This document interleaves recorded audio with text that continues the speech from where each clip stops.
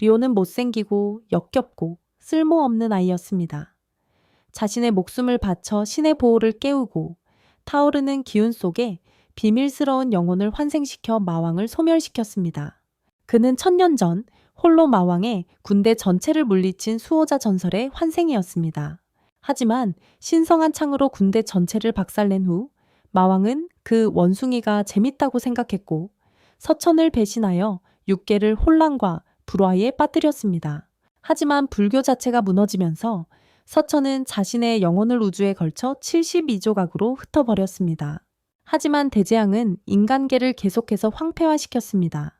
그래서 지는 자신들의 집이 무너지려는 것을 보고 형에게 입 다물라고 소리치며 지붕이 무너져 비참한 삶을 끝내기 전에 쓸모없는 짐을 짊어지기 시작했습니다. 동시에 그들의 아버지는 기둥이 무너지는 것을 간신히 피해 발을 딛고 서서 아스모드스가 땅을 파괴하고 알리를 기둥에 처박아 기둥이 그의 몸 위에 무너질 때까지 그의 사슬을 막아서며 악마와 맞섰습니다. 하지만 지는 아버지를 돕겠다고 맹세했습니다. 그러나 악마가 그들의 목숨을 끊으려고 뛰어오르자 알리는 쓸모없는 짐들을 보호하며 아스모드스를 기절시킨 후 정신 나간 바보들을 가장 높은 기둥 위로 던져 짐승의 공격을 막고 지팡이에 달린 사슬을 풀었습니다. 악마를 제압하고 끌고 가려 했지만 그의 두개골이 필요해서 유리한 고지를 점해야 했습니다. 안리가 악마를 질식시키려 하자 아스모드스는 그의 무기를 파괴했습니다. 하지만 알리는 악마를 포위하고 천상의 사슬을 작동시켜 주변 기둥들을 주먹으로 변형시켜 아스모드스를 박살냈습니다. 뇌가 손상된 그의 아들은 아버지를 놀랍다고 생각했지만 안리는 진에게 덤불이 우거진 곳까지 도망치라고 말했습니다. 2시간 동안 신비로운 동굴을 탐험한 후 그들은 신들의 고대 유물에 도착했습니다. 알리는 몇 가지 암호 같은 동작을 하여 2개의 검을 감추고 있던 덩굴들을 풀었습니다. 그가 진에게 그중 하나를 들라고 명령하자 눈앞에 금빛 기운이 뿜어져 나왔고 전쟁의 신의 잔영이 공중에 떠올랐습니다. 그의 아버지는 이것이 리오 안에 잠든 신을 깨울 것이며 언젠가 세상을 구하는 것이 그의 운명이라고 밝혔습니다. 하지만 동굴이 무너지는 것을 느끼자 비밀 부적이 작동하는 동안 도망치기 시작하여 화산 중앙으로 연결되는 다리에 도착했습니다. 하지만 천장이 무너지자 알리는 이상한 점을 감지했습니다. 아스모드스가 그의 얼굴을 바닥에 내리쳤습니다. 그럼에도 알리는 마법으로 짐승의 주의를 끌고 다리에 힘을 주어 짐승의 소나기에서 벗어나 하늘의 힘을 빌려달라고 간청했습니다. 악마 주위에는 마법진이 나타나며 짐승을 가두는 기운을 내뿜어 용암 속으로 던져 넣었습니다. 먼지 속에서 지는 아버지가 살아있음을 보고 안도했지만 그의 가슴을 관통하는 손과 함께 아름다운 여인이 나타나 1000년을 기다려왔다고 말했습니다. 하지만 알리의 생명이 닿을 무렵 그는 진에게 무능한 동생을 지키라고 말하며 금단의 순간이동 주문을 사용해 그들을 별 너머로 보냈습니다. 그러나 마왕공주가 진을 죽이려는 순간 그들의 영혼은 하늘로 승천했고 알리는 자신의 아이들이 반인반수들의 세계에서 살아남기를 바랐습니다. 그 후 13년이 흘렀고 리오의 14번째 생일에 지는 악마 사냥꾼 졸업의식을 시작했습니다. 자신의 만화를 방출하여 리오를 신의 힘으로 감싸고 봉인이 풀리고 만화가 흡수될 때까지 기다렸습니다. 신들이 그를 받아들였기에 진은 아버지가 남긴 유물을 공개했지만 리오는 그것이 무엇인지 궁금해했습니다. 바로 그때 간달프가 도움을 요청하며 소년들에게 고양이 악마들에게 잡힌 딸을 구해달라고 간청하며 평생 저축을 주겠다고 약속했습니다. 하지만 진은 그가 사기꾼이라고 생각하여 덤블도어에게 딸의 장례식에 참석하겠다고 말했습니다. 하지만 주머니가 떨어지고 금종이 나오자 그는 그것이 마녀가 사용했던 것과 같은 종임을 깨닫고 그 남자에게 그것을 어디서 찾았는지 소리쳤습니다. 그래서 그 남자는 안개 속에서 모두 사라진 버려진 마을에 대해 이야기했습니다. 하지만 진이 돌아서자 그의 형은 여전히 쓸모없는 짐이었기에 사라진 것을 알았습니다. 바로 그때 섹시한 고양이 소녀가 그의 머리를 거의 베어버릴 뻔했고 그의 공격이 적중하기 전에 안개 속으로 계속 사라졌습니다. 하지만 그녀가 그의 무력함을 조롱하자 진은 회전하기 시작하여 토네이도가 그들 주변의 안개를 흩날리게 했습니다. 그래서 여우 소녀는 그에게 자신의 목숨을 살려달라고 애원하며 그가 원하는 것은 무엇이든 하겠다고 맹세했습니다. 그러나 지는 그녀의 몸이 역겹다고 생각했지만 그가 등을 돌리자마자 그녀는 그의 친절을 기억하겠다고 약속하며 그의 목숨을 끊으려고 뛰어들었습니다. 그 순간 그는 역방향날을 작동시켜 그녀를 배려했다. 하지만 그녀의 목숨이 끊기기 전에 그녀는 자신의 오빠가 그의 목숨을 빼앗을 것이라고 밝혔다.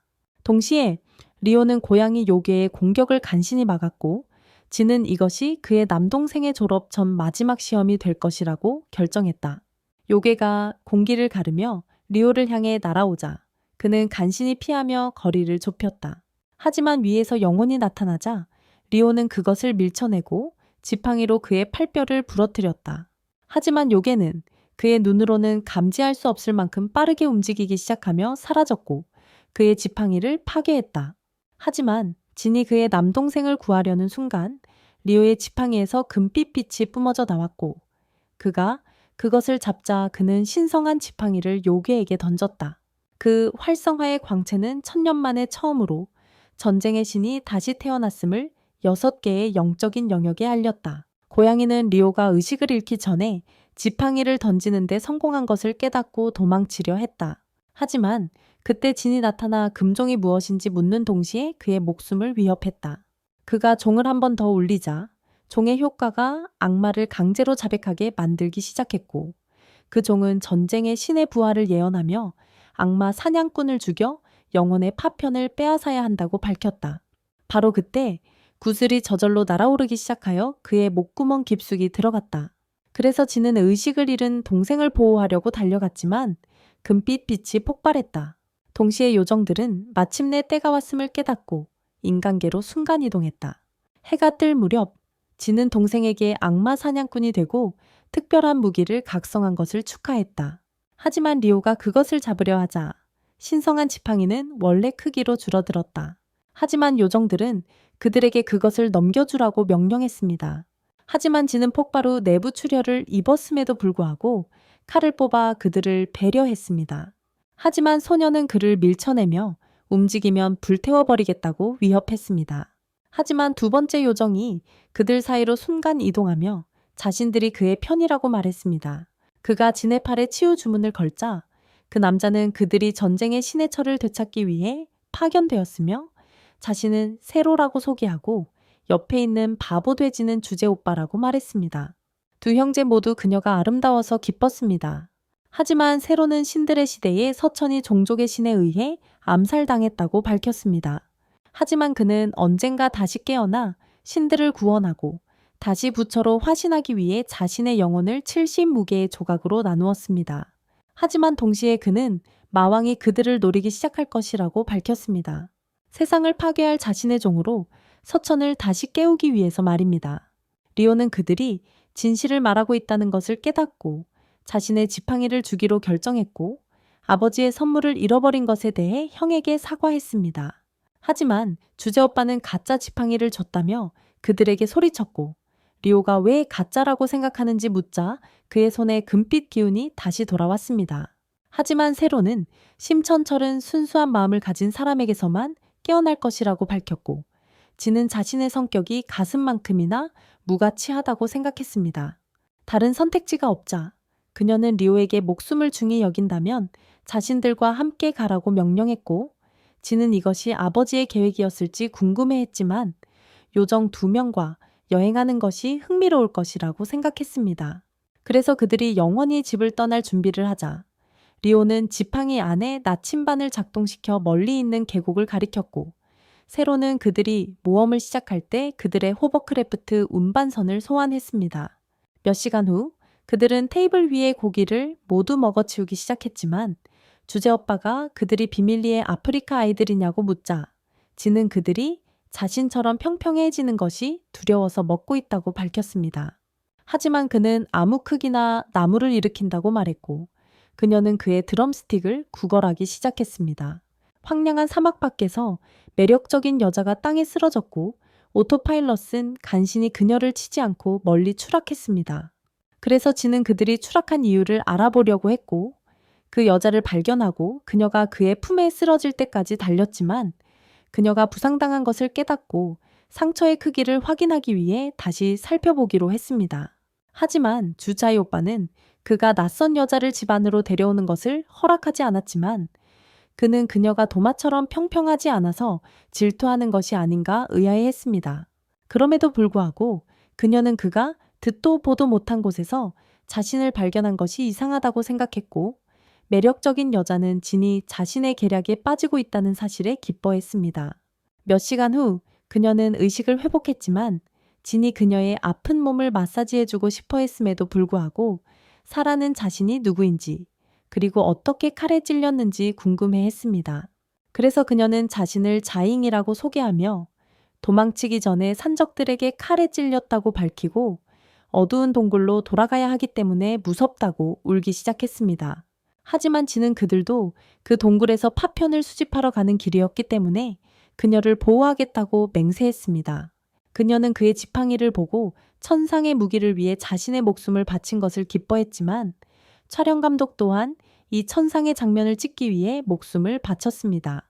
그날 밤 제니 몽정을 꾸고 있을 때 자이잉은 료에게 거미줄을 치려 했지만 문이 열리자 재빨리 실을 숨겼습니다. 밖에서 사라는 샤워 후 따뜻한 몸을 기뻐했지만 자잉에 대해 무언가 잘못되었다는 것을 알았습니다. 그래서 잘못된 방에 들어왔다고 속인 후 자이잉은 자신이 우연히 정신병원에 들어온 것이 아닌가 의아해했습니다. 아침이 되자 쟤는 자잉에게 자신의 허리 부러뜨리는 기술을 보여줄 준비를 했습니다. 하지만 그녀는 어디에도 없었고 쟤는 산적들이 그녀를 다시 납치했다고 생각하여 그녀를 구하겠다고 맹세했습니다. 하지만 료가 그녀가 자신의 작은 지팡이를 훔쳤다는 것을 알자 주 자이오바는 미쳐버렸고 자이잉은 마침내 동굴에 도착했습니다. 납치된 이후 처음으로 여동생을 보자 그녀는 그들이 여동생을 묶어놓은 방식에 충격을 받았습니다. 그녀는 약속대로 자이앵과 교환하여 하오밍에게 지팡이를 건넸습니다. 하지만 그녀를 풀어주고 돌아서자 마약 중독과 항암 치료를 동시에 받는 것처럼 보이는 코가 엄청나게 큰 못생긴 패배자가 그들의 길을 막았습니다. 두목은 그녀의 여동생만 돌려보냈을 뿐 그녀가 떠나도 된다고 말하지 않았습니다. 하지만 그녀가 그의 얼굴을 향해 실을 던지려 하자 실은 그의 다리를 묶어 넘어뜨리고 그에게서 지팡이를 되찾았습니다. 하지만 양이 그녀에게 달려들자 그녀는 마법을 부리는 척하며 그를 겁주고 그의 입에 자신의 분비물을 뿜었습니다. 그녀는 여동생을 데리고 떠났습니다. 하지만 입구에 도착하기 전에 쓸모없는 자이엔이 넘어졌습니다. 마귀들이 다가오자 자이엔은 거미줄을 쳐서 그들을 가두었습니다. 하지만 하오밍이 그것을 베어버렸고 자매들을 거의 반으로 베어버릴 뻔했습니다. 양이 무엇을 찾는지 궁금해하며 그를 발로 차려고 했습니다. 하지만 그는 그녀의 다리를 잡고 벌리기 시작했습니다. 동시에 자이엔은 하오밍의 검을 피하고 양에게 거미줄을 던져 벽에 묶었습니다. 하지만 하오밍이 그녀를 반으로 베려고 하자 그녀는 이 쇼를 엉망진창에서 엉망진창으로 바꾸고 그의 얼굴에 거미줄을 던지려 했습니다. 하지만 그는 땅에서 돌을 불러내 그녀의 몸을 짓눌러 기절시켰습니다. 자잉이 너무 지쳐 도망칠 수 없게 되자 양은 주문을 외워 성공적으로 킹콩의 장벽 안에 가두었고 아무도 빠져나갈 수 없음을 드러냈습니다. 동굴 밖에서 세로가 기기로 완벽한 경로를 찾으려고 애쓰는 동안 진은 안으로 들어가기 전에 나눠서 가자고 제안했습니다. 하지만 통로를 달리던 중 리오는 통로들이 똑같이 생겼다는 것을 알아채고 길을 잃은 것이 아닌가 의심하기 시작했다. 하지만 진은 자잉의 향기가 매우 가까이 있다고 생각했고 동굴 중앙에 도착하자 자잉이 붙잡혀 있었고 역겨운 두목이 두 여자와 셋이서 관계를 맺으려 하고 있는 것을 보았다. 그 순간 료는 화가 나서 자신의 애인을 지키려 했지만 장벽이 사라지자 진이 그를 막았다. 코로가 자잉을 범하려는 순간 자잉이 거미줄을 쳐서 그의 얼굴을 스쳤고 코로는 뒤로 물러섰다. 하지만 이것은 그를 더욱 화나게 만들었고 그는 땅에서 돌을 소환했지만 지혜는 여동생을 보호하다 치명상을 입고 죽었다. 그녀가 죽는 것을 본 진은 그를 죽이려고 뛰어들었지만 코로가 그의 검을 막아서 그를 반대편으로 날려버렸다. 료가 마른 놈의 머리를 치려고 하자 코로는 피하며 약골이라고 그를 때려 눕혔고 동시에 주제오바가 동굴의 구멍을 뚫었다. 지엔의 꼴사나운 얼굴을 본 주제오바는 그녀를 없애려고 에너지 빔을 발사했지만 진이 그녀를 보호했고 빔은 동굴에 구멍을 뚫었다. 그가 미쳤다고 생각하며 그는 지엔은 단지 희생자일 뿐이라고 그녀에게 말하려 했다. 하지만 료는 계속 찌질이로 남으려 했고 그녀가 다시 공격을 퍼붓는 것을 막으려 했다. 그 순간 그들은 적들이 장벽으로 보호받고 있다는 것을 깨달았고 세로는 그들이 파편 중 하나를 얻었다고 밝혔다. 코로는 쌓이는 호르몬 때문에 짜증이 나는 건지 생각하는 동안 주 자이오바는 그의 말에 화가 나서 그들을 모두 없애려 했다. 하지만 진이 그녀 앞을 막아섰고 지엔에게 도망치라고 말했다.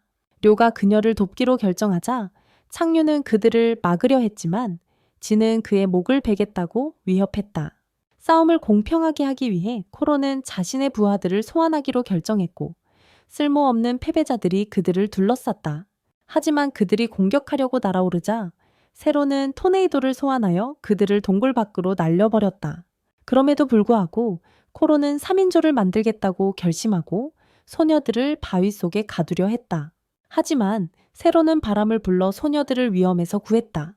코로가 검을 들고 덤벼들자 진이 공격을 막았고 주자의 오바는 패배자의 단검을 막아낸 뒤 코로를 베었다. 곧바로 세로가 번개를 떨어뜨렸고 창유가 킹콩 장벽으로 그들을 가두려 하자 주자의 오바가 창유를 하늘로 날려버렸고 세로는 코로에게 천둥을 불러 순식간에 감전시켰다. 코로가 감전되자마자 지는 지엔을 안전한 곳으로 데려가려고 그녀를 업고 떠났고 동굴에서 멀어지자 지엔은 료에게 지팡이를 돌려주며 훔친 것을 사과했다. 동굴 안에서 코로가 세로 앞에 나타나 세로를 때리려 했지만 세로는 피하며 붉은 불꽃을 뿜었고 코로는 바위로 막아 불꽃을 되돌려 보냈다. 코로가 그 이점을 이용하려 하자 주자의 오바가 나타나 코로를 날려버렸다. 하지만 그 바보는 포기하지 않고 그들에게 바위를 던졌다. 세로는 물의 방패를 만들었지만 바위가 방패를 뚫고 그들을 강제로 뛰게 만들어 코로를 제거하려 했다. 주자의 오바가 폭발을 일으켰지만 코로가 돌을 던져 폭발을 유발했습니다. 하지만 에너지 파편이 그를 강타했지만 그는 재빨리 자신 주위에 돌을 소환하여 파괴했습니다. 그가 거의 무적이라고 말하기 시작하자 세로는 물의 번개를 쳐 순간적으로 감전시켰고 주자의 오바는 그를 다른 세계로 보낼 만큼 충분한 에너지로 공격했습니다. 패배자가 죽자 유일한 파편이 그들 앞에 나타났고 주자의 오바는 그것을 차지한 후 다른 사람들을 만나러 서둘러 떠났습니다. 동굴 밖에서 제니 마침내 안전하다고 생각하자 창유가 바위에서 뛰쳐나왔지만 료가 그를 넘어뜨렸습니다. 창유가 그를 끝내려 하자 제니 그의 공격을 막아 그의 추락을 막았습니다. 그가 유령 촉수를 드러내자 그들은 다시 격돌하기 시작했고 그는 창유를 베고 뛰쳐나가 촉수로 거의 제거했습니다. 제니 지쳐있자 료는 못생긴 패배자를 제압하려 했지만 그는 료의 팔꿈치를 맞고 젠을 장벽 안에 가둔 후 쓸모없는 바보라고 밀어냈습니다. 형을 돕기 위해 필사적인 젠은 장벽을 마구 베기 시작했지만 창유는 그 칼이 익숙하다고 생각하며 그의 주의를 분산시키려 했습니다. 신근 거미줄을 쳤지만 그는 그것을 베었고 그녀는 그것이 자신의 남은 모든 에너지라는 것을 깨달았습니다. 그 순간 창유는 젠에게 석화 마법을 걸어 그의 몸을 돌로 만들었고 젠은 그들이 모두 죽을 위기에 처했다는 것을 깨달았습니다. 그래서 그는 료에게 기회가 있는 동안 도망치라고 말하기 시작했습니다. 왜냐하면 그의 쓸모없는 운으로 인해 아마 또 다른 장벽에 갇힐 것이기 때문입니다. 하지만 료는 형 없이 떠나지 않고 장벽을 계속 치기 시작했지만 온 힘을 다해도 소용없었기에 창유는 그를 내던져 버렸습니다. 그 순간 료는 자신이 모든 애니메이션 역사상 가장 약한 루저라는 것을 깨닫고 영원히 불쌍한 루저이자 쓸모없는 존재로 남을지 궁금해하기 시작했습니다. 바로 그때 그의 작은 지팡이가 일어나기 시작했고 그들이 금빛 빛을 발견하자 젠은 료에게 철을 만지라고 말했습니다. 그가 그렇게 하자 금빛 에너지는 지팡이로 변했습니다. 순간 그는 장벽을 내리쳐 부수는 데 성공했지만 산산조각이 나면서 그대로 쓰러졌고 돌로 된 살같이 붕괴되기 시작했다. 그 모습에 분노한 창유는 그를 발로 차버리고 지팡이를 잡았지만 순식간에 지팡이는 막대기로 변했고 료는 마침내 형이 자유로워졌음을 깨달았다. 그는 그 순간 정신을 잃었다. 그 사실을 깨달은 쟤는 분노하여 순식간에 창유의 손을 베었다. 쟤네 공격에 그는 유령 촉수를 사용하려 했지만 쟤는 그것을 베어버리고 그의 장벽을 무너뜨렸다. 그 순간 창유는 자신이 아버지와 같다는 것을 깨달았지만 쟤네 이중배기 공격에 모든 힘을 잃었다. 위기 상황임을 깨달은 그는 자신의 상사가 자신을 찾고 있으며 잡힐 때까지 결코 멈추지 않을 것이라고 털어놓았다. 바로 그때 그는 작은 종소리를 듣기 시작했고 그 소리가 그를 다른 세계로 이끌었다. 패배자가 죽자 그의 몸에서 두 번째 조각이 나타났다. 그날 밤 차 안에서 사라는 신을 불멸자의 마법으로 치유할 수 없다는 것을 밝혔고 료는 그녀의 상태에 책임감을 느껴 밖으로 뛰쳐나갔다. 그가 떠난 후 사라는 신에게 그녀를 치유하고 새로운 몸에 들어갈 수 있는 구루를 찾을 때까지 여동생의 원령을 봉인할 것을 제안했다. 여동생을 잃을까 두려워한 신은 동의했고 사라는 그녀에게 주문을 걸었고 그녀의 몸은 구체로 변해 신의 반지 속으로 들어갔다. 그 순간 신은 자신의 주변에서 여동생의 영혼을 감지했고 영원히 함께하겠다고 약속했다. 밖에서 리오는 진에게 자신이 쓸모없는 약골이며 아무도 구하지 못했으니 고대 지팡이를 가질 자격조차 없다고 말하기 시작했다. 그러나 진은 그가 특별하다고 생각하며 자신을 믿으라고 말하며 지팡이를 돌려주었다. 차 안에서 조각들이 료의 작은 지팡이로 들어가자 사라는 그 지팡이가 조각들을 담는 그릇이라고 말했고 주샤오바는 목숨을 걸고 지켜야 한다고 말했다. 그때 신이 심심해서 할 일 없다며 그룹에 합류하겠다고 했고 진은 영원히 무가치한 처녀 신봉사로 남을 각오로 그녀를 받아들였다. 다음 날 도시에 도착하자 진은 료가 지팡이의 마법적인 무게 때문에 몹시 아픈 것을 깨닫고 영약을 만드는 것으로 유명한 정령치유사인 대지의 현자를 어떻게 찾을지 궁금해했다. 그때 여름 더위에 땀을 뻘뻘 흘리는 신이 나타났고 진은 다른 무가치한 패배자들처럼 그의 형을 잊어버렸다. 옷가게에 도착하자 진은 료가 여기서 어떻게 치료를 받을지 궁금해했지만 주샤오바는 안으로 들어가기로 했다. 가게 안에서 역겨운 뚱보가 그들을 맞이하며 남자아이 옷은 팔지 않는다고 말하려 했지만 주샤오바는 그에게 눈가를 뜨라고 소리쳤다. 그들이 누구인지 깨닫고 신을 알아본 그는 그녀의 아름다운 엄청난 가슴을 받쳐줄 최고의 비키니를 제공하려 했다.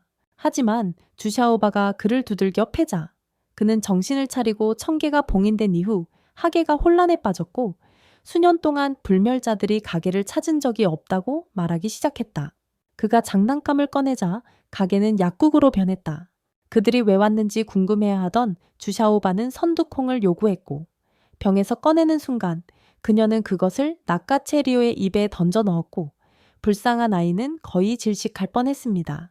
바로 그때 주샤오바는 공업용 용광로가 왜 열려 있는지 궁금해하며 그것이 도시를 지옥불처럼 뜨겁게 만들었다는 것을 깨달았습니다. 그래서 대지의 현자는 100년 전에 거대한 운석이 도시에 떨어져 이전의 공업용 용광로에 충돌했다고 그들에게 말하기 시작했습니다.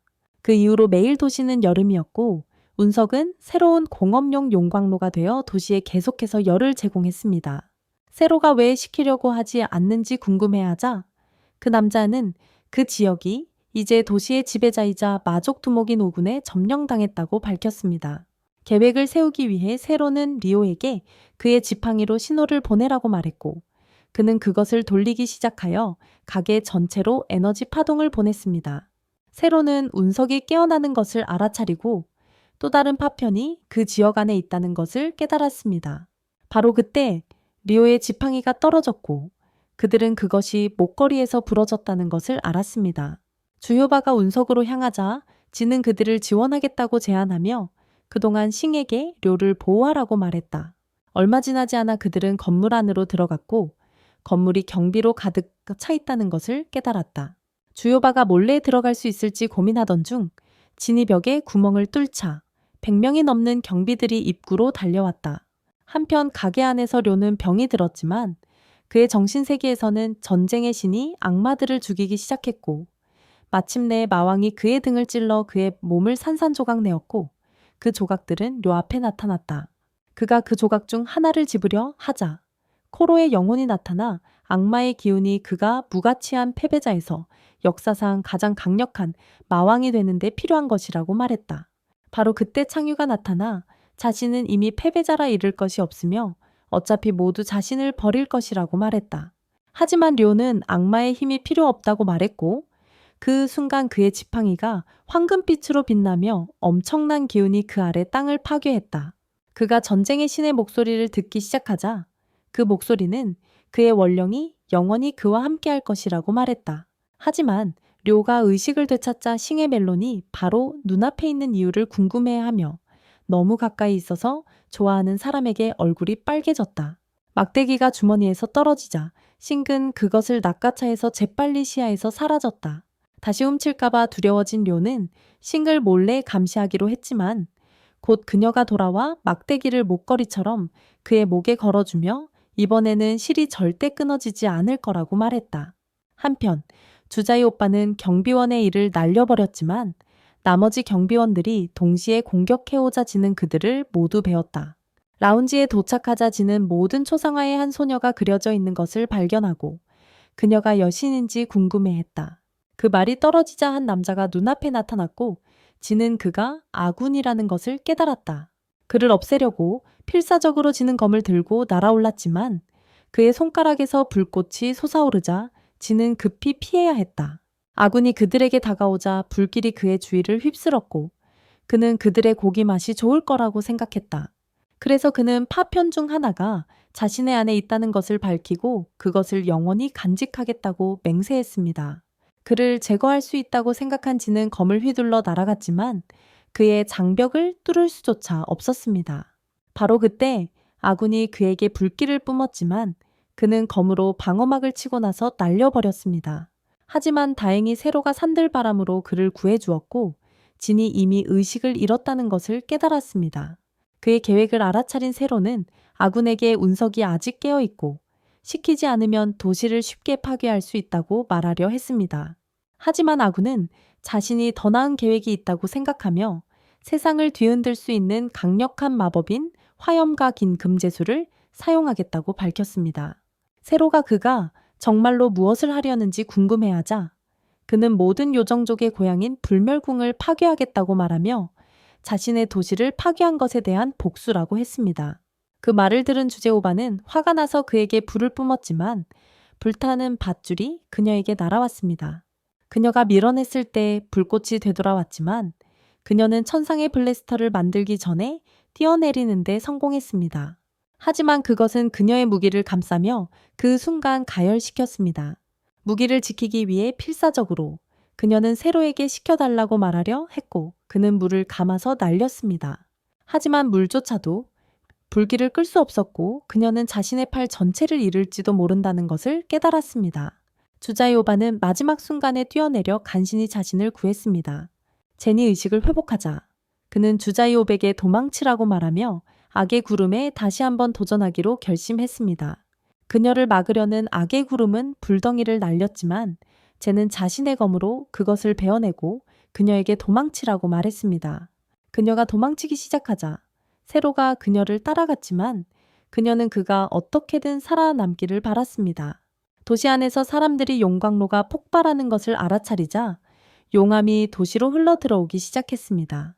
그 순간 료는 자신의 형이 결국 망할지도 모른다는 것을 깨닫고 다른 사람들이 무사히 돌아올 수 있을지 궁금해했습니다. 한편 건물 안에서는 악마 구름이 젠에게 불덩이를 던지기 시작했습니다. 하지만 그가 연기 속으로 검을 던지자 뒤에서 자바차에 그를 베어버려 산산조각 내었습니다. 하지만 불타는 밧줄이 그의 발목을 감싸 바닥에 내동댕이 쳤습니다. 그럼에도 불구하고 젠은 항복하지 않고 검을 휘두르며 그를 조각조각 내려고 했습니다. 하지만 악마 구름은 그를 벽으로 날려버리고 그가 너무 약하고 희망이 없어서 자신과 싸울 기회조차 없다고 말하기 시작했습니다. 그를 이 세계로 보낼 준비를 하며 그를 태워 없애려고 불길을 던졌습니다.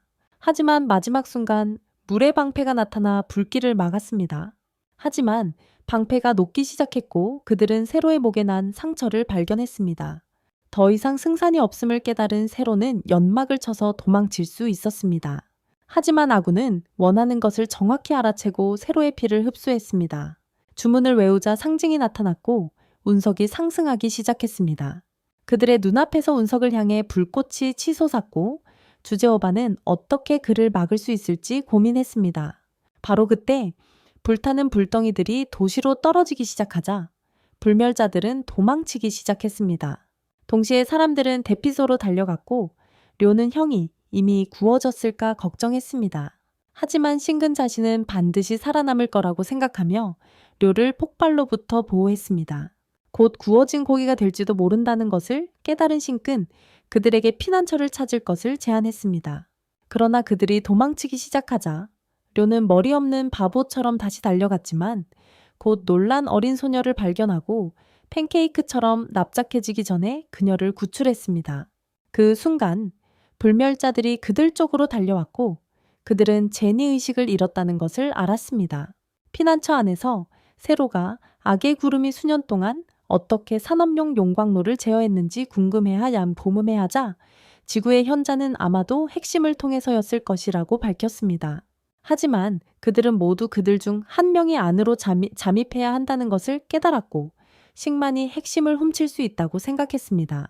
그것이 도시를 구할 그들의 유일한 희망이라는 것을 깨달은 그녀는 동의하기로 결정했습니다. 그날 저녁 그녀는 환풍구 안으로 몰래 들어가기 시작했습니다. 주여 자비를? 그녀는 섹시한 비서를 몰래 훔쳐보는 2명의 변태를 발견했습니다.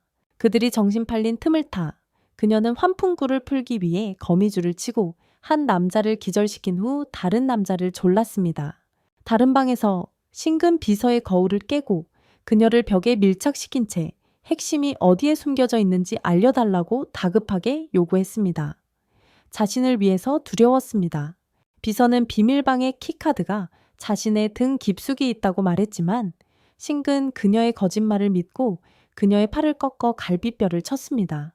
넥타이로 비서를 제압하려 하고 발로 짓밟으려 할 때 신근 다리를 찢고 세상에 죄송합니다 여러분. 이 부분은 한 손으로 설명하기 정말 어렵습니다. 젠장 정말 어렵다는 겁니다. 편집도 정말 어렵습니다. 비서를 벽에 가두려고 거미줄을 쏘며 그녀는 가방을 뒤졌지만 키카드가 없다는 것을 알게 되었다. 자백을 얻고자 신근 거미줄로 그녀를 둘러싸고 모든 애니메이션 역사상 최고의 플롯 전개 세션을 시작하기로 했다. 동시에 쉘터는 무너지기 시작했고 지붕에서 파편들이 떨어졌지만 악의 구름은 계속해서 불덩이를 던졌고 사로는 그가 정말 미쳤다고 생각했다. 더 이상 숨을 수 없다는 것을 깨달은 주자이 오바는 자신의 무기를 드러내기로 결정했다. 그래서 사로는 료에게 싱의 핵심을 찾을 때까지 악의 구름을 지연시키려는 것뿐이라고 말했다. 비서가 절정에 달한 후 그녀는 비밀방에 비밀번호를 공개하기로 했지만 싱은 그녀가 가지고 노는 재미가 있었기에 더 오래 버텨주길 바랐다. 하지만 그녀는 비밀방으로 향하기 시작했고 안으로 한 발짝 들어서자 경보 시스템이 작동되었고 터미네이터가 그녀 앞에 나타나 침입자로 인식했다. 하지만 그녀는 즉시 뛰쳐나갔다. 도시에서 아군이 요정들을 찾기 시작하자 주제 오바의 공격을 막아내고 하늘로 날아올랐다. 자신의 패배에 대한 분노로 그들을 전멸시켜야 한다고 믿고 거대한 화구를 날렸다. 하지만 사로가 방패를 쳐서 파괴했고 주제오바는 계속 공격을 퍼부었지만 모두 막아냈다. 주제오바가 무엇 때문에 복수하려는지 궁금해하자 그의 분노는 더욱 커졌고 그들을 소멸시키려 거대한 불꽃을 뿜어냈다. 하지만 사로가 얼음 장벽을 치면서 불꽃을 막아냈다. 그 순간 료의 지팡이가 땅에 꽂히며 그들 주위에 장벽이 생겨났고 그는 그들의 눈앞에 나타났다. 하지만 그는 모든 마법을 소진하여 기력이 다했고 아군이 그의 앞에 내려앉았다. 리오는 그의 도시가 이미 거의 파괴되었으니 공격을 멈춰달라고 설득하려 했다. 그 순간 아군은 모든 파괴를 목격하고 슬픔에 잠겼습니다. 그는 사랑하는 여인을 잔해 속에 잃은 외로운 미치광이 악당이었기 때문입니다. 그때 파편이 나타나 그에게 불꽃의 신의 힘을 주었고 그는 오직 복수만을 생각했습니다. 게다가 그는 요정족이 마왕의 화염 운석을 막는 보호막을 친 탓이라고 비난했습니다. 그가 요정족의 불멸의 궁전을 파괴하려 할 때 운석은 보호막에 부딪힌 후 방향을 바꿔 하계로 떨어져 그들의 도시를 파괴하고 그의 아내마저 죽게 만들었습니다. 이것이 아군의 복수심이었고 그는 두 불멸자를 없애는 것이 완벽한 시작이라고 말했습니다. 분노가 극에 달하자 그는 화염 폭발을 준비하여 주조백에 던졌지만 료는 황금전사 방벽을 쳐 그녀를 보호했습니다. 하지만 아주 작은 마법에도 그의 힘이 소진되었고 그는 자신이 증오하는 요정족과 다를 바 없다고 아군에게 말하기 시작했습니다. 결국 그는 복수심에 사로잡혀 있었고 모두를 죽인다고 해서 사랑하는 사람을 되살릴 수는 없다고 말했습니다. 하지만 그의 분노는 더욱 커졌고 이내 그는 제어력을 잃고 거대한 짐승으로 변했다. 그는 자신이 만나는 모든 불멸자들을 죽이겠다고 이미 맹세했다며 너무 많이 말하는 료를 주먹으로 날려버렸다. 한편 신근 터미네이터를 죽이는 데 성공했지만 핵을 회수하려고 거미줄을 던지자 그것은 얼기 시작했고 그녀는 즉시 물러날 수밖에 없었다. 그 순간 그녀는 자신의 앞에 있는 기계를 보고 도대체 무엇인지 궁금해했다. 동시에 료는 그 주먹을 겨우 버텨냈고 방어막이 그의 머리가 박살나는 것을 막았다. 하지만 그는 너무 약했고 짐승은 그에게 이미 포기하라고 그게 그에 같은 무가치한 패배자의 유일한 할 수 있는 일이라고 말하려 했다. 그럼에도 불구하고 료는 멈추지 않았다. 하지만 괴물이 그들을 모두 제거하려 할 때 그는 핵에서 오는 신호를 감지하고 그들의 계획이 자신을 지연시키는 것이라는 것을 깨달았다. 그래서 그는 거대한 불덩이를 만들어 주변 전체를 날려버리고 신호를 향해 나아갔습니다. 연기가 거치자 료는 결계를 해제해오했고 세로는 그들이 살아남은 것이 행운이라는 것을 깨달았습니다. 짝사랑하는 사람을 지키려는 결심으로 료는 용광로로 향하고 있다고 밝혔고 세로는 추가 마법으로 그를 강화하기로 결정했고 그는 눈앞에서 사라졌습니다. 한편 비밀방에서 자영은 누군가의 존재를 감지하고 새로운 적이 도착하자 숨었습니다. 그가 악마라는 것을 깨닫고 그녀는 그가 왜 하계에 왔는지 의아해했지만 그는 그 순간 핵심을 회수했습니다. 바로 그때 아군이 그의 앞에 나타나 핵심을 요구했지만 짐승 인간은 그가 더 이상 걸을 수 없을 때까지 그를 때리겠다고 위협했습니다. 자신의 핵심을 되찾고 싶었던 아군은 그에게 불꽃을 뿜었지만 그는 피해 그에게 날아가 서로의 손을 맞잡았습니다. 바로 그때 짐승인간은 슈퍼볼로 변신했고 아군은 자신이 완전히 망했다는 것을 알았습니다. 그가 그를 날려버리자 이빨이 거의 다 빠질 뻔했고 슈퍼볼이 그가 착지하기도 전에 그를 끝장냈으며 인간의 모습으로 돌아가도록 강제했습니다.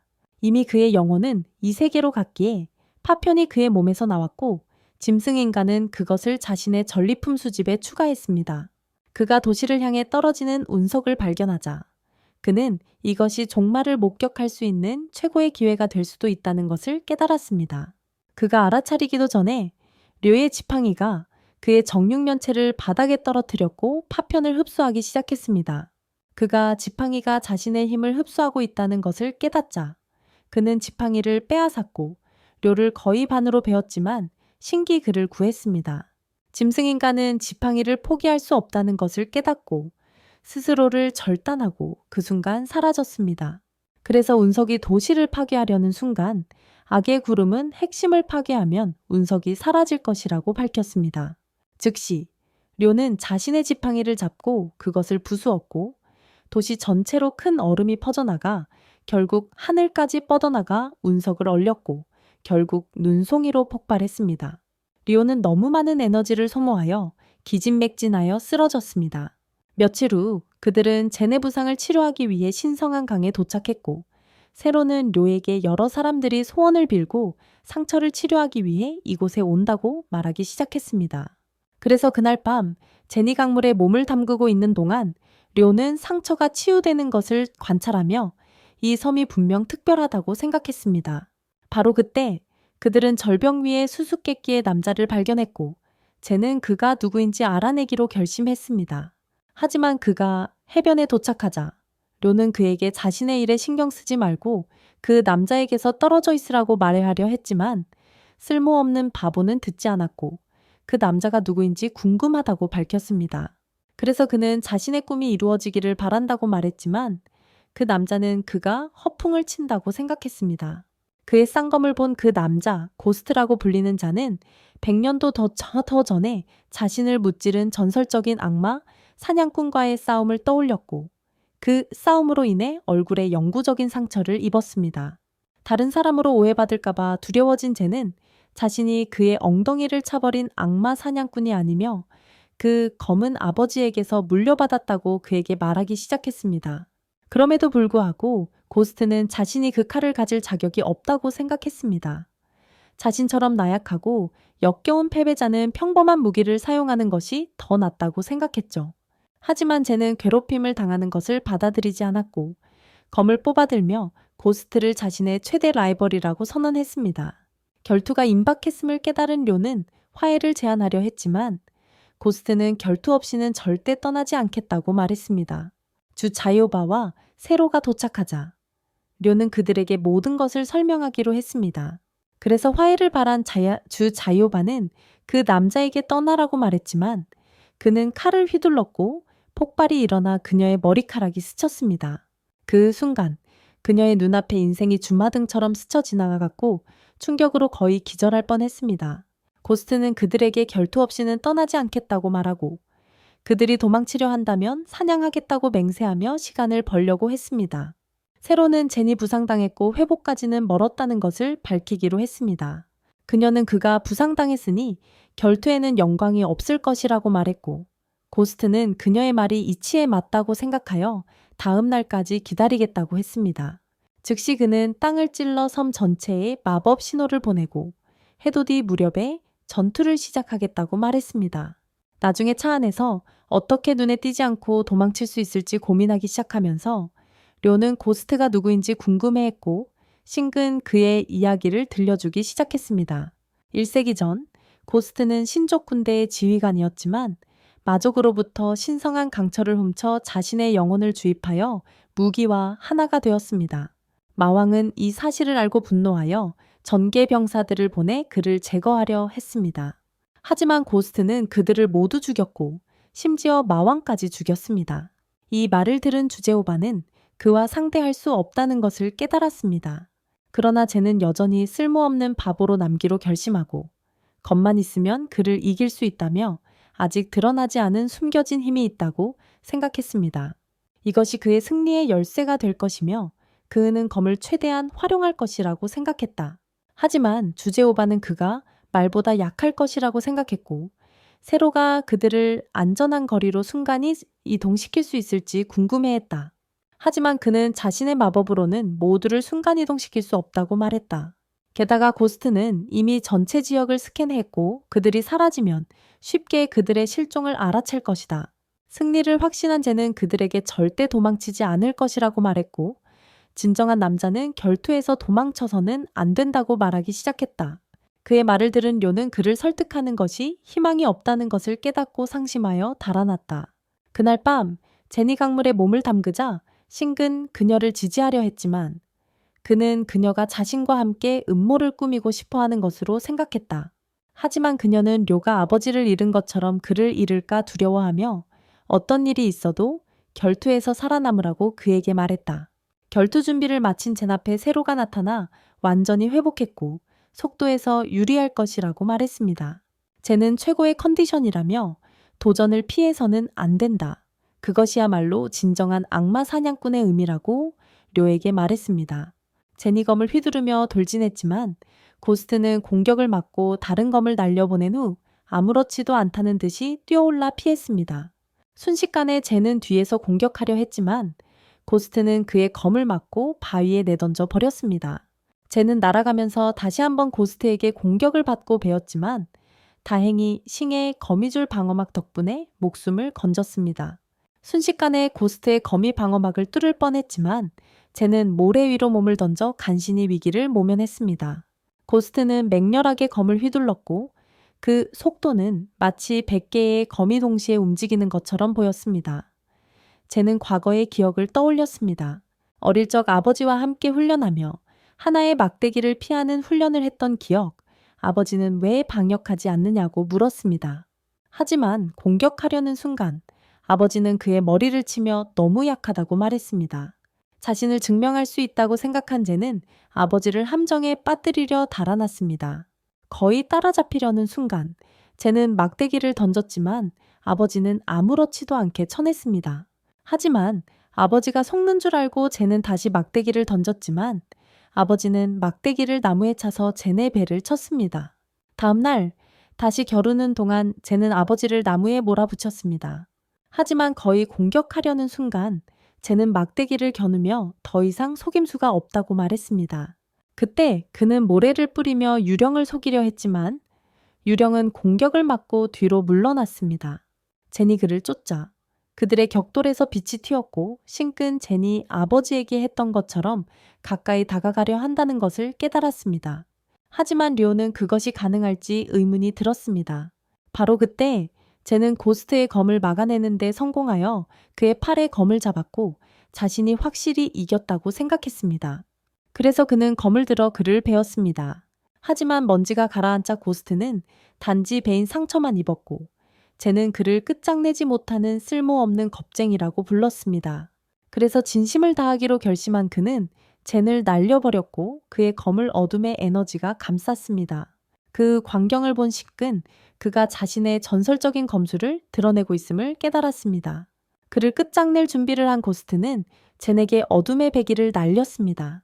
하지만 그 공격을 겨우 견뎌낸 후 그들은 그의 갑옷이 금이 간 것을 깨달았고 신근 고스트가 갑옷의 약점을 발견했는지 궁금해했습니다.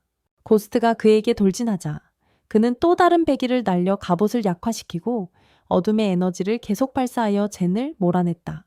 그럼에도 불구하고 고스트는 그의 갑옷을 계속 공격하여 결국 산산조각냈다. 다행히도 젠은 그의 검을 가까스로 막았다. 하지만 고스트는 그가 자신을 절대 이길 수 없다고 말했다. 젠은 그 말을 듣고 어린 시절을 떠올렸다.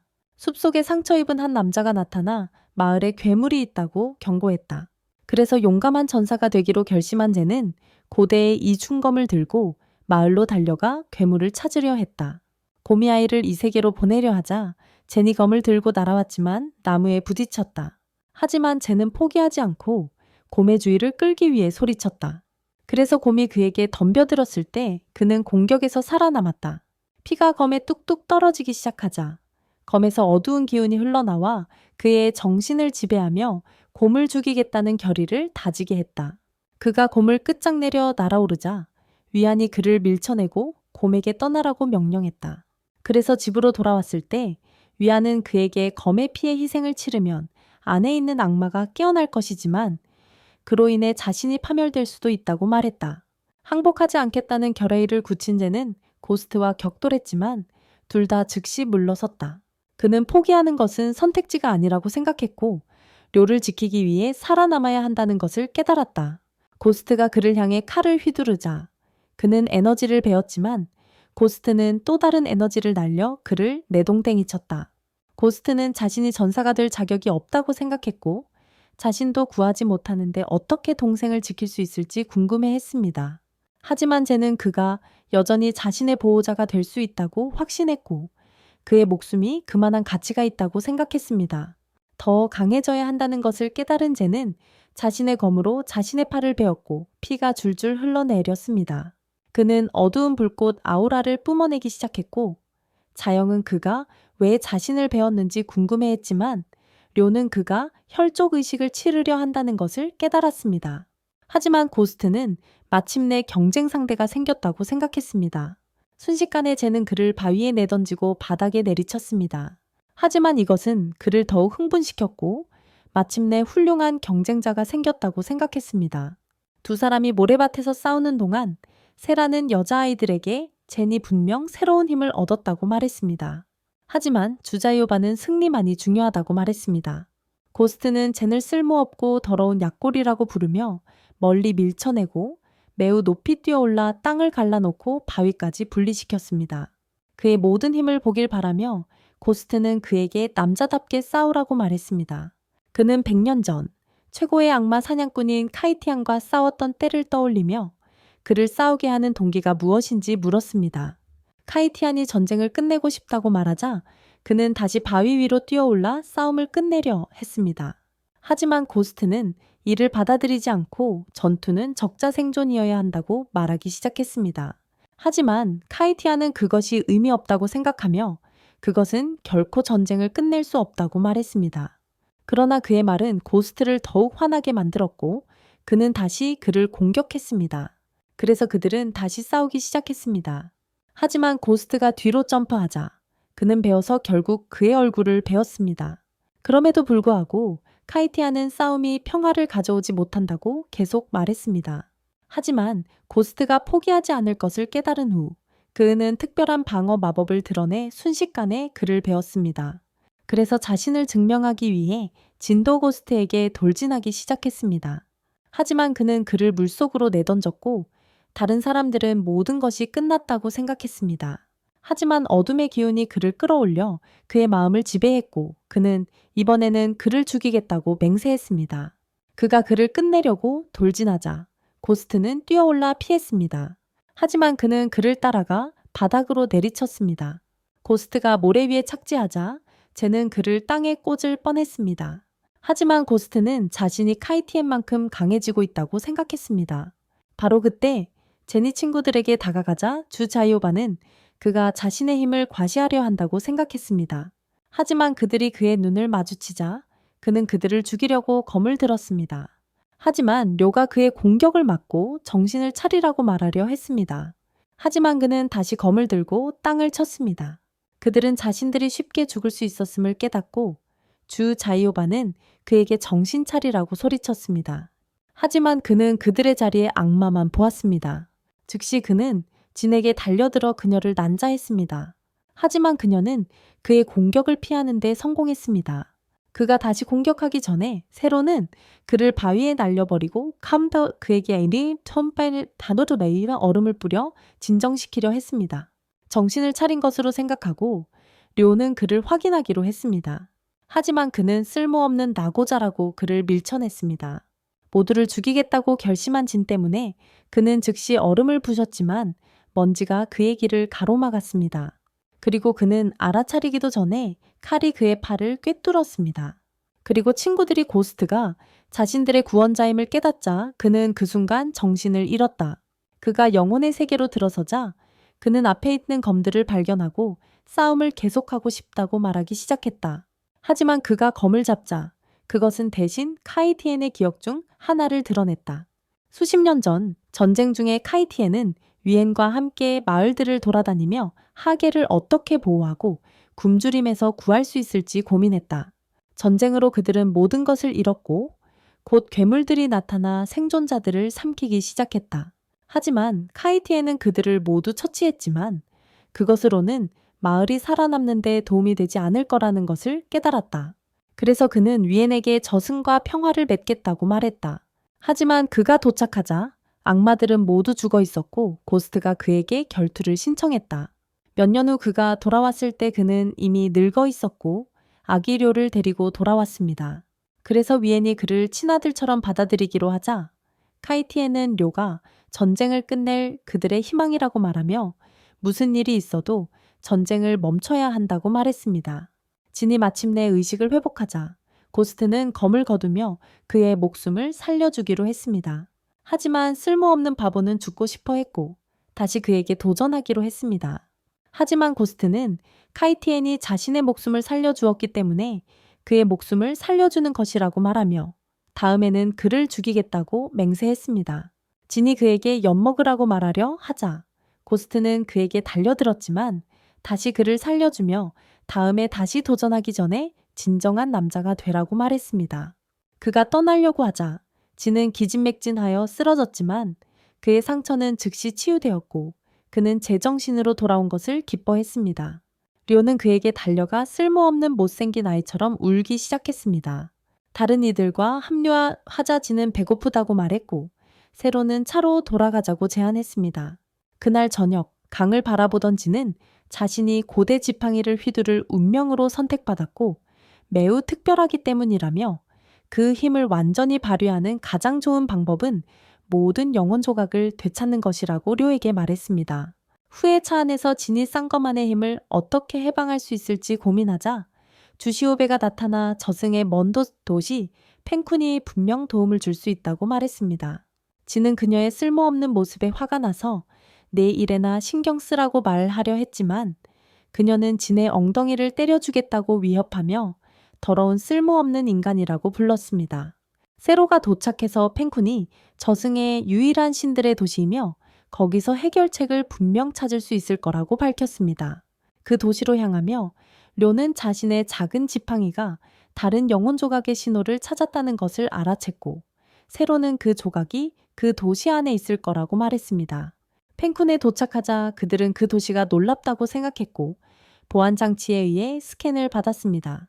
그때 그들은 며칠 안에 왕자가 결혼한다는 것을 알게 되었지만 주시오베는 그 소식에 화를 냈고 일행은 그녀가 미쳐가는 것이 아닌가 의아해했습니다. 하지만 리오는 왕을 만나기를 바랐고 그들이 결혼식에 참석할 수 있을지 궁금해했습니다. 바로 그때 많은 기사들이 도착했고 대장은 왕자가 그들을 만나고 싶어 한다며 궁으로 초대했습니다. 궁 안에서 그들이 버려진 굶주린 아이들처럼 먹기 시작하자 티에뉴 왕자가 나타나 그들을 자신의 도시에 온 것을 환영했습니다. 세로가 자신을 소개하려고 할 때 그들이 왕을 만날 수 있을지 궁금해했지만 티에뉴는 결혼식에서만 왕을 만날 수 있다고 밝혔습니다. 신기 신부가 누구인지 묻자 티에뉴는 주시오베가 자신의 신부이며 어릴 적부터 항상 자신의 사랑이었다고 말했습니다. 게다가 그는 몇 년 전 그녀의 신체 스캔을 보안 시스템에 저장해두고 그녀의 도시로 돌아오기를 기다렸다고 밝혔습니다. 그녀가 시스템을 발견한 것이 결혼 발표를 재촉했고 티에뉴는 그녀가 자신에게 돌아온 것을 기뻐했습니다. 주시오베가 자신을 구해주고 용돈을 빼서 아이스크림을 사 먹기 위해 뚱뚱한 녀석들을 시켜 자신을 괴롭히게 했다고 고백하자 티에뉴는 그런 건 아무래도 상관없다고 생각하며 하늘이 그들을 다시 만나게 해주었다고 말했습니다. 하지만 그가 여전히 희망 없는 루저라는 걸 깨달은 그녀는 그에게 자기랑 같은 바보를 찾으라고 말하려 했다. 하지만 세로는 영혼 조각을 찾는 유일한 방법이 함께하는 것이라고 그녀에게 설득했다. 다른 방법이 없었기에 그녀는 동의하고 왕자가 떠나는 것을 따라갔다. 그 기회를 알아차린 나머지 일행은 도시를 정찰할 작정으로 출발하기로 했다. 궁 밖에서 료의 금속 막대가 신호를 감지하자 세로는 그것이 영혼 조각으로 이어지기를 바라며 신호를 따라가기로 했다. 도시 안에서 자영이 한 도둑이 여자의 목걸이를 훔치는 것을 보자 진은 그녀에게 좋은 인상을 줄 기회라고 생각하고 영웅이 될 거라 여기며 도둑에게 도전하기로 했다. 하지만 도둑은 그를 날려버리고 군중 속으로 달아났다. 그가 알아차리기도 전에 그 여자는 기사들에게 그가 바로 도둑이라고 말했고 그들은 그가 훔친 목걸이를 하고 있다는 것을 알게 되었다. 그래서 그들은 그를 즉시 체포하고 도시에서 쫓아낼 준비를 했습니다. 하지만 자영은 그들이 왕자의 결혼식에 초대된 특별 손님이라고 밝혔습니다. 하지만 기사들이 시스템을 확인해 보니 자영과 진이 불법 이민자로 등록되어 있었고 그들을 체포하기로 결정했습니다. 다행히 그들은 탈출하는 데 성공했지만 대체 무슨 일이 일어나고 있는 건지 궁금해했습니다. 동시에 료와 진은 도시 전체를 뒤지며 조각의 신호가 회전하는 이유를 궁금해했고 세로는 여기에 조각이 있는지조차 의문을 품기 시작했습니다. 바로 그때 그들은 신호가 도시 밖으로 이어지는 것을 발견하고 숲으로 향하기로 결정했습니다. 하지만 도시 밖에 도착하자 신호가 사라졌고 누군가가 신호를 조종하고 있는 것은 아닌지 의아해했습니다. 그들이 도시로 돌아가기로 결정했을 때 PA 시스템에서는 결혼식을 위해 도시가 봉쇄될 것이라고 발표했습니다. 그들의 눈앞에서 문이 닫히고 장벽이 료를 바닥에 쓰러뜨렸습니다. 세로가 문을 두드리려 하자 장벽이 그를 밀어냈고 그들은 장벽이 매우 강하다는 것을 깨달았습니다. 세로가 도시가 갑자기 봉쇄된 이유를 궁금해하기 시작하자 한 노인이 그들 앞에 나타나 안으로 들어가는 것을 도와달라고 부탁했습니다. 그 노인이 도시 주민임을 깨달은 료는 경비에게 그를 들여보내 달라고 요청했습니다. 하지만 경비들이 단칼에 거절하자 세로는 분명히 수상하다고 생각했습니다. 하지만 리오는 안으로 들어갈 방법을 찾으려고 장벽에 갈고리를 던졌지만 떨어졌습니다. 그래서 세로는 마법 장벽을 발판 삼아 사용해 보았지만 거의 정상에 다다랐을 때 무너져 다시 땅으로 떨어졌습니다. 바로 그때 노인은 도시 밖에 진짜 지하 비밀 통로가 있다며 또 다른 방법을 제안하고 그곳으로 안내하겠다고 했습니다. 그들이 도착했을 때 료는 입구를 열어 비밀 통로를 드러냈습니다. 그래서 그들이 통로에 들어서자 료는 그것이 분명 도시로 이어질 것이라고 생각하고 길을 안내하기로 했습니다. 하지만 장벽이 그를 막았습니다. 그 장벽이 자신의 일족이 만든 것임을 깨달은 세로는 운을 시험해 보기로 하고 성공적으로 안으로 들어갔습니다. 벽에 있는 상형 문자를 발견하고는 장벽을 부수는 방법을 알아내려고 애썼습니다. 바로 그때 그는 못의 손가락을 베었고 피 때문에 장벽이 사라졌습니다. 그 순간 노인이 안으로 들어왔고 료는 그를 따라가기로 했습니다. 얼마 지나지 않아 그들은 통로 끝에 도착했고 세로는 그것이 아마도 거리로 이어질 것이라고 말했습니다. 그래서 노인이 기어 나오기 시작했고 료와 세로가 밖으로 나오자 그곳이 사실은 술집이라는 걸 알게 되었어요. 공연자인 척하기 위해 세로는 료에게 마법을 걸어 몇 번 공중제비를 돌게 한 후 공연을 끝냈어요. 하지만 노인이 사라진 것을 알아차리자 기사 한 명이 그들을 거리에서 쫓아오기 시작했고 세로는 그들이 화면 속에 있다는 것을 알게 되었어요. 그들이 군중 속에 숨는 데 성공하자 PA 시스템은 그들이 불법 이민자라고 선포하며 즉시 체포할 것을 명령했어요. 그 순간 모두가 군중 속에서 그들을 알아차렸고 그들은 다시 달아나기 시작했어요. 그들의 얼굴이 모든 화면에 가득한 것을 깨닫자 료는 노인이 눈에 띄지 않은 이유를 궁금해했어요. 그래서 지는 아마 처음부터 함정이었을 거라고 말했어요. 한편 주샤오바는 이미 결혼식을 위해 차려입고 왕자와 사진 촬영을 하기로 했어요. 하지만 그런 연기를 계속하는 게 지겨워진 그녀는 그의 발을 밟았고 그가 왜 자신과 결혼하려는 건지 의아해하기 시작했다. 진유는 어릴 적 아이들을 시켜 그를 괴롭혔던 사실을 밝히기로 결심했는데 그것만이 그녀의 관심을 끌 수 있는 유일한 방법이라고 생각했기 때문이다. 처음부터 계획했던 일이었고 그녀를 자신의 영웅으로 만들어 결혼으로 이끌어낼 수 있을 거라고 생각했다. 이 사실을 알게 된 그녀는 속이 메스꺼워 그에게 결혼할 마음이 전혀 없었고 오직 영혼의 파편을 찾는 것만이 목적이었다고 말했다. 하지만 천우는 이를 받아들이려 하지 않았고 엄마를 잃은 불쌍한 아이처럼 그녀를 껴안기로 했다. 그 순간 사진사는 그들의 완벽한 사진을 찍었고 도시 전체는 그들이 멋진 커플이라고 생각했다. 이 광경을 본 료는 분명히 무언가 잘못되었다는 생각이 들었고 세로는 천우가 분명 그 이유임을 깨달았다. 궁궐 안에서 주소보가 남자에게 사진을 삭제하라고 명령하려 할 때 천우는 영혼의 파편으로 그녀의 마음을 지배하며 자신에게서 그녀를 빼앗을 수 없다고 말했다. 도시의 PA 시스템에서 본관에서 결혼식이 거행된다는 방송이 나오자 싱은 어떻게 몰래 들어갈까 고민했지만 천은 그냥 침입하자고 제안했다. 하지만 그녀는 그의 제안이 얼굴만큼이나 바보 같다고 생각하고 2명의 못생긴 찐따 옆에 앉기로 했다. 그녀가 도시에 갇혔다고 밝히며 초대장 봉투에 거미줄을 치고 천의 로프에 연결했다. 절망적인 찐따들이 그걸 깨닫기 전에 그녀는 이미 사라졌다. 그래서 청아신 끈 궁전으로 향하며 본관에 들어갈 수 있게 되었음을 깨달았다.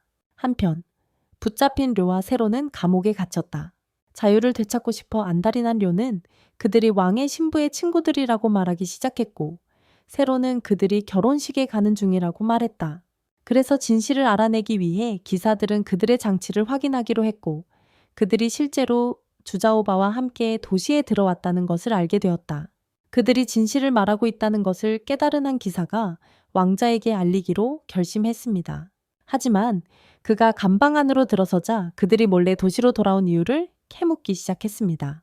료는 다른 이들을 구하기 위해 돌아왔다고 말하기 시작했지만 티엔위는 그게 중요하지 않다고 생각하며 영혼 조각을 드러내고 그들을 자신의 꼭두각시로 만들겠다고 말했습니다. 그를 막으려는 료는 지팡이를 소환하여 그에게 뛰어들었지만 티엔위는 사라졌다가 나타나 쓸모없는 쓰레기 취급하며 그를 걷어찼습니다. 세로가 뒤에서 그를 공격하려 하자 그는 재빨리 피하며 세로의 배에 주먹을 날렸습니다. 즉시 그는 조각을 소환하여 료의 정신을 지배하고 마법의 밧줄로 그를 묶었습니다. 하지만 그가 료의 정신을 지배하려 하자 그는 료의 의식 속으로 들어가 그의 힘을 흡수하기 시작했습니다. 바로 그때 어둠 속에서 목소리가 들려왔고 그가 누구인지 궁금해하는 순간 료가 그의 손을 잡고 자신의 힘을 흡수하기 시작했습니다. 겨우 뒤로 물러서면서 그는 자신의 영혼 조각을 거의 잃을 뻔했다는 것을 깨닫고 료가 정말 누구인지 궁금해했습니다.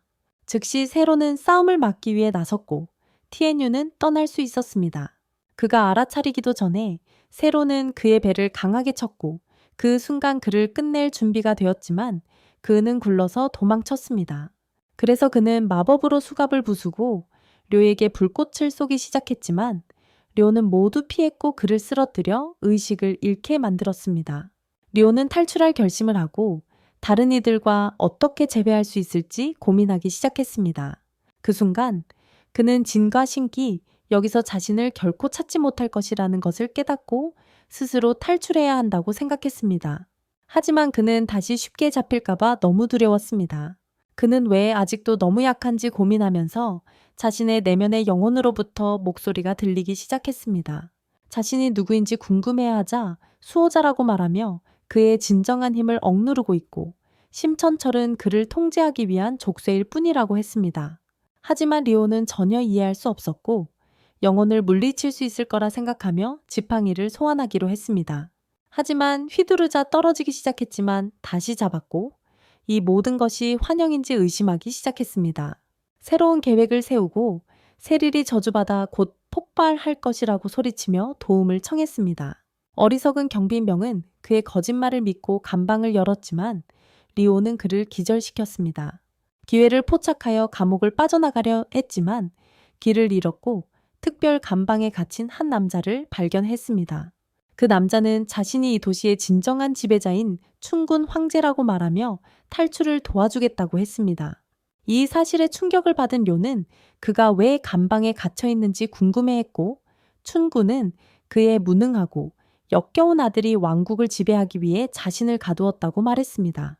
바로 그때 춘군은 자신의 지팡이를 알아챘고 심천철이라는 것을 눈치챘을 때 료는 그가 진정한 통치자임에 틀림없다고 생각했습니다. 자물쇠를 열자 쇠사슬이 풀렸고 그들이 도시로 온 이유가 드러났습니다. 그래서 마침내 황제가 자유로워지자 그는 도시를 되찾는 데 동의했습니다. 얼마 지나지 않아 그들은 궁전에 도착했지만 료가 몰래 들어가려 하자 경비병들이 그를 발견하고 체포하려 했습니다. 바로 그때 다른 경비병이 춘군을 발견하고 두 사람 모두를 체포하려 했습니다. 그 순간 영이 구름이 그들을 둘러쌌고 진과 신근 그들을 기절시켰습니다. 하지만 그를 보자 료는 다시 초라한 아이가 되어 무가치한 패배자처럼 울기 시작했습니다. 그 후 그는 그들을 황제에게 소개하고 세로가 왕자에게 세뇌당했다고 밝혔습니다. 신기 아마 주제 오빠에게도 같은 짓을 했을 거라고 깨달았을 때 춘구는 그것이 영혼 조각의 힘이었다고 밝혔다.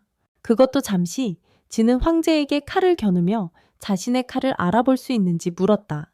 그것이 꾸이탄의 유명한 쌍검이라는 사실이 밝혀지자 진은 그들이 찾던 사람이 바로 자신임을 깨닫고 변장을 하러 서둘러 떠났다. 그래서 그룹이 왕자에게 도전할 준비를 마치고 그들은 홀로 향하기 시작했다. 홀 안에서 그들은 군중 속에 섞이려고 했고 왕자의 못생긴 삼촌은 그들을 결혼식에 환영했다. 진이 테니가 도착하면 서로를 구출하라고 신에게 말하기 시작하자 그들은 서로가 이미 신부 가족으로 위장하여 홀 안에 있음을 알게 되었다. 신기 황제가 자신을 드러낼 수 있는지 궁금해하자 그는 테니가 마법으로 기사들을 조종하고 있다고 그리고 일단 발각되면 즉시 공격받을 것이라고 말했다. 그는 그들의 유일한 희망은 테니에게 결투를 신청하는 것이며 진은 반드시 그를 혼내줘야 한다고 말했다. 그때서야 그는 황제임을 밝히고 자신의 왕국을 되찾을 것이다. 그 순간 왕자는 좀비 신부와 함께 도착했다. 하지만 두 사람이 맹세를 교환하기 시작하자 진은 그들의 결합을 방해하기 위해 나타나며 티엔유에게 결투를 신청했다. 모두들 그가 신부를 노리고 왔다고 생각했기에 삼촌은 제대로 된 결전을 위해 경기장으로 가자고 제안했다. 경기장에서 진과 티엔유가 맞서자 군중은 왕자를 응원하기 시작했다. 하지만 충이는 이것이 주샤오바와 함께 도망칠 기회라고 생각했다.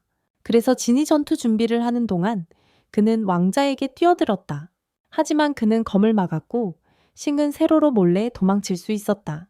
그가 움직이지 않는 것을 깨닫고 그녀는 그를 때리기 시작했는데 정신을 차리게 하려는 것이었다. 하지만 티엔위는 그녀를 알아챘고 그들이 그를 방해하려 한다는 것을 알았다. 그래서 그는 딱 소리와 함께 세로에게 일어서라고 명령했고 세로는 그녀 위로 쓰러졌다. 하지만 그가 주먹으로 땅을 치자 그녀는 무서워서 그를 발로 차버렸다. 동시에 전과 티엔위는 계속 싸웠고 그녀는 그가 어떻게 멀리서 세로를 조종하는지 궁금해했다. 티엔위가 그녀가 떠났는지 궁금해다는 순간 저는 그의 얼굴을 뵈며 눈뜬 장님처럼 싸운다며 진지하게 싸우라고 말했다. 그래서 티엔위는 자신의 얼음 영혼 용창을 드러내기로 결심했고 군중은 그가 전을 조각낼 것이라고 생각했다. 순식간에 티엔위는 그의 옆을 스쳐 지나가 그를 뒤로 날려버렸다. 그가 찌르자 그의 팔에 상처가 생겼고 료는 주제옵에게 살금살금 다가갔다. 하지만 그녀는 완전히 이 세상에 몰입해 있었고 료는 진의 팔에 얼음이 퍼지는 것을 알아챘다. 그는 필사적으로 그의 형제를 구하려 했다. 그는 황제가 자신을 드러낼 것을 제안했지만 황제는 아무도 자신을 믿지 않을까봐 적절한 때가 아니라고 말했다. 진이 그에게 돌진하자 천우는 그의 배기를 피하고 그를 거의 땅에 꽂을 뻔했다. 그럼에도 불구하고 진은 항복하지 않겠다는 결의로 돌아와 천우의 창을 막았다가 발길질을 당해 날아갔다. 천우는 그에게 상위 영역의 봉인을 깨는 것은 불가능하다고 말하며 나머지 영혼 조각들은 무시하는 것이 낫다고 말했다. 하지만 진은 그가 사실은 약하다는 것을 인정하기 두려워한다고 생각했다. 그 생각이 그를 화나게 만들었고 그의 힘을 되살렸으며 그는 천우가 알아채기도 전에 그의 위로 뛰어올라 그 위에 착지했다. 하지만 티엔위가 돌아와 그를 찌를 뻔했습니다. 하지만 그가 반대편으로 뛰어넘자 그를 공격하여 토마토 소스를 쏟았습니다. 그럼에도 불구하고 티엔위는 포기하지 않았고 두 사람 모두 자신들이 옳은 결정을 내렸다고 생각하며 서로 다른 기운을 뿜어냈습니다. 그래서 그들은 계속 싸웠고 주변의 땅을 파괴했습니다. 그리고 티엔위가 회오리 바람을 일으키며 날아오르자 제니 그를 따라 올라갔고 그들의 무기가 부딪히면서 충격파가 삼촌을 날려버렸습니다. 연기가 거치자 료는 티엔위가 사기꾼이며 황제를 가두고 그의 자리를 훔치려 했다고 모두에게 밝히기 시작했습니다. 바로 그때 기사들은 황제를 알아보고 그가 사라진 이유를 궁금해했습니다. 그래서 충인이 그들 앞에 나타나 티엔위가 자신을 지하 감옥에 가두고 왕위를 훔치려 했다고 말하기 시작했습니다. 그 순간 그는 병사들에게 그를 체포하라고 명령했고 병사들은 즉시 그를 애워싸며 설득하려 했다. 티엔위는 충인이 악매에게 조종당하고 있다고 말하려 했지만 모두 그를 역겨운 거짓말쟁이라고 생각했다. 하지만 그들이 그를 체포하려 하자 티엔위는 자신의 모든 힘을 풀어 땅에 얼음을 쏘아 경비병들과 경기장 전체를 얼어붙게 했다. 하지만 이런 힘에도 불구하고 진은 따뜻함을 유지했고 티엔위는 그가 단지 인간일 뿐인데 어떻게 그렇게 강력한지 의아해했다. 그가 알아차리기도 전에 진은 그의 허벅지를 베었지만 그는 자신의 도시를 걱정하여 진의 등을 찔렀다. 티엔위는 황제가 죽여야 할 괴물이라고 말하려 했지만 진은 다시 그에게 돌진하기 시작했다. 그들이 무기를 부딪히자 티엔위는 료가 악마에게 속았다는 것을 드러내기 시작했고 그 순간 충인이 나타나 그의 몸에서 영혼이 솟아올라 진의 아버지를 죽인 악마 사미레로 변신했다. 그녀는 자신이 결코 약해진 적이 없고 그들의 계략에 빠지도록 가장했을 뿐이라고 말하기 시작했다. 충군이 처음 티엔유에게 자신을 감옥에 가두자고 제안했을 때 그르는 사미레가 언제든지 자신의 몸을 지배할 것이라고 말했습니다. 그래서 도시를 보호하기 위해 티엔유는 아버지를 지하 감옥에 봉인하는 데 동의했습니다. 사미레가 아버지가 죽으면 사라지기를 바라면서 하지만 그녀는 살아남았고 티엔유는 이것이 그녀를 죽일 마지막 기회라고 밝혔습니다. 그 순간 진은 복수심에 불타 티엔유를 막아섰고 자신이 그의 아버지를 세카이했다고 밝혔습니다. 이 사실을 깨달은 티엔유는 움직임을 멈췄고 진은 즉시 날아가 그녀를 조각낼 준비를 했습니다. 하지만 충분히 가까워졌을 때 료가 그의 눈앞에 나타났고 그는 간신히 멈출 수 있었습니다. 그녀는 그에게 지팡이를 소환하도록 강요했고 그는 진을 날려버렸습니다. 순식간에 티에뉴는 그녀를 죽이려 했지만 그녀는 사라지면서 그들의 진정한 적이 이제 막 도착하고 있다고 말했습니다. 그때 그녀가 작은 종을 울리자 늙은이가 경기장에 나타났습니다. 료가 그가 어떻게 여기까지 왔는지 궁금해하던 순간 사미레가 다시 종을 울렸고 늙은이는 괴물 악마 아수라로 변신하여 굉음을 내지르며 착지했습니다. 그들은 순식간에 날려버렸지만 간신히 착지하자 그는 다시 그들 앞에 나타나 역겨운 숨을 몰아쉬며 포효했고 그들은 그가 강력한 적이 될 것임을 깨달았습니다. 젠과 티에뉴는 함께 그 괴물을 처치하기로 했지만 료는 자신이 너무 무력해서 방어조차 할 수 없다는 것을 깨달았습니다. 그들이 공격을 피하자 티에뉴는 아수라를 발차기로 날려버렸지만 결국 아수라는 그에게 다시 주먹을 날렸습니다. 젠이 아수라를 베려고 하자 그의 거미 아수라의 몸을 베지 못한다는 것을 알게 되었고 후퇴하기로 결정했습니다.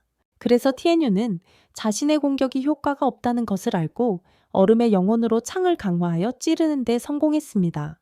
하지만 그가 뒤로 뛰어오르자 괴물 주위에 얼음을 두르고 젠이 괴물의 몸을 베도록 만들었습니다. 하지만 아수라가 얼음을 부수었지만 파편들이 주제옵에게 꽂히려는 순간 천우가 파편들을 파괴했습니다. 그들을 모두 끝내려 달려들던 그는 수수께끼처럼 멈춰서 주제 오바를 끝내러 날아갔습니다. 하지만 천우가 그녀를 보호하며 그의 심장을 찔러 공격을 막았고 진이 악마를 베었습니다. 하지만 주제 오바는 그가 자신을 위해 희생한 것을 슬퍼하며 왜 끝까지 그렇게 헌신해야 했는지 의아해했습니다. 천우는 자신은 태어날 때부터 그럴 운명이었다며 그녀를 마법으로 최면에 걸게 한 것을 사과했습니다. 하지만 그녀는 이제 그와 함께할 준비가 되었다고 생각하며 영원히 함께 살 수 있다고 말했습니다. 하지만 그는 그녀에게 자신의 얼음 심장을 주었고 그의 생명은 그의 몸을 떠났습니다. 사미레가 영혼의 파편을 차지하려는 순간 진이 그녀를 공격하려 했지만 그녀는 료를 이용해 진의 길을 막았습니다. 주자이 오바가 화가 나자 발사기를 소환하여 공격하기 시작했지만 료가 이미 킹콩 방벽을 소환했음을 깨달았다. 하지만 아이는 자신의 몸을 제어할 수 없었고 무슨 일이 일어나는지 몰라 영원히 갇힐까봐 두려워했다. 그는 전에게 도망치라고 소리쳤지만 저는 끝까지 싸우겠다며 피를 흘려 제물로 바쳤다. 하지만 그 순간 아수라가 나타나 그를 경기장 밖으로 날려버렸다. 그를 쫓던 저는 아수라의 공격을 피하고 그의 몸을 찌른 후 뛰어올라 도망쳤다. 검의 영혼이 그의 마음을 지배하려 하자 그는 자신을 다잡고 정신을 놓지 않으려 애썼다. 하지만 사미르는 그의 영혼을 공격하기로 결정했고 그의 아버지가 죽던 장면이 기억 속에 되살아나 그의 몸을 약하게 만들었다. 바로 그때 그의 아버지가 불꽃 같은 기운을 내뿜으며 나타나 그의 쌍검에 담긴 진정한 힘이 곧 깨어날 것이며 그를 세계 최고의 악마 사냥꾼으로 만들 것이라고 말했다. 그 순간 그의 힘이 되살아났고 그의 눈앞에 칼천이 나타나 검에 깃든 힘을 깨웠습니다. 진이 어떻게 그럴 수 있었는지 궁금해하자 칼천은 그에게 진정한 힘은 사랑하는 사람들을 지키고자 하는 마음에서 나온다고 말했습니다. 그래서 진이 같은 힘을 깨우자 사미르는 자신이 싸움에서 질 것을 깨닫고 악매에게 그를 죽이라고 명령했습니다. 하지만 악마가 그를 공격하자 진은 순식간에 그를 베어 쓰러뜨리고 사미르의 뒤에 나타나 그녀의 무쓸모한 목을 베려 했습니다. 하지만 그녀는 료를 시켜 그를 공격하게 했고 료는 진을 탑 쪽으로 날려보내 거의 땅에 떨어뜨릴 뻔했습니다. 진이 그의 지팡이를 막아내자 그녀는 얼음 기둥을 부수는 료에게 계속 공격하라고 강요했습니다. 그럼에도 불구하고 그녀는 멈추지 않고 료를 계속 조종하여 진을 땅에 넘어뜨렸습니다. 진이 움직일 수 없을 만큼 약해지자 그녀는 료에게 그를 죽이라고 명령했습니다. 하지만 그는 지팡이를 잡고 형을 제압하는 데 성공했습니다. 희망이 없다고 생각한 료는 진에게 자신을 죽여달라고 부탁했습니다. 하지만 사미르는 오행 감옥을 소환하여 그들을 영원히 가두려 했습니다. 그래서 형을 보호하기 위해 진은 료에게 정신을 잃지 말라고 말하며 때마침 그를 밖으로 내던졌습니다. 하지만 복수심에 불탄 료는 자신의 악령을 소환하기로 결심하고 힘을 얻기 위해 영혼을 바쳤습니다. 한편 사미르는 료를 자신의 주인에게 바칠 전리품으로 성으로 데려갈 준비를 하고 있었습니다. 하지만 그녀의 실이 끊어지자 료의 힘이 폭발했습니다. 그의 모습을 본 그녀는 그가 사실은 강력한 고대 신임을 깨달았고 료는 자신이 육도의 최고 지배자임을 드러냈습니다. 게다가 그는 그녀의 얼굴이 너무 못생겨서 볼 수 없다고 생각했고 그녀가 움직이기도 전에 그녀의 심장을 찔렀습니다. 그녀가 용서를 구하려 할 때 료는 그녀의 무가치한 몸을 없애버릴 때까지 짓밟았지만 이내 정신을 잃었습니다. 그래서 마침내 도시에 평화가 찾아오자 그들은 단류를 묻기로 결정했지만 주샤오바는 그를 다시는 볼 수 없다는 사실에 슬퍼했습니다. 팀이 떠날 준비를 마쳤을 때 왕은 그들에게 즈미산으로 가자고 제안하며 거기서 더 많은 영혼의 파편을 찾을 수 있을 것이라고 말했습니다. 신기길이 없는데 어떻게 산에 도착할 수 있을지 궁금해야 하자 왕은 국경을 넘나드는 이동계문을 소환하기로 결정했지만 그들이 문을 통과하면 조심하라고 일렀습니다. 하지만 지는 쉬울 것이라고 생각했고 그들은 다음 모험을 위해 포털 속으로 떠났습니다. 다음 영상을 시청하세요. 다음 시간까지 전설적인 플롯 마스터 여러분 안녕히 계세요.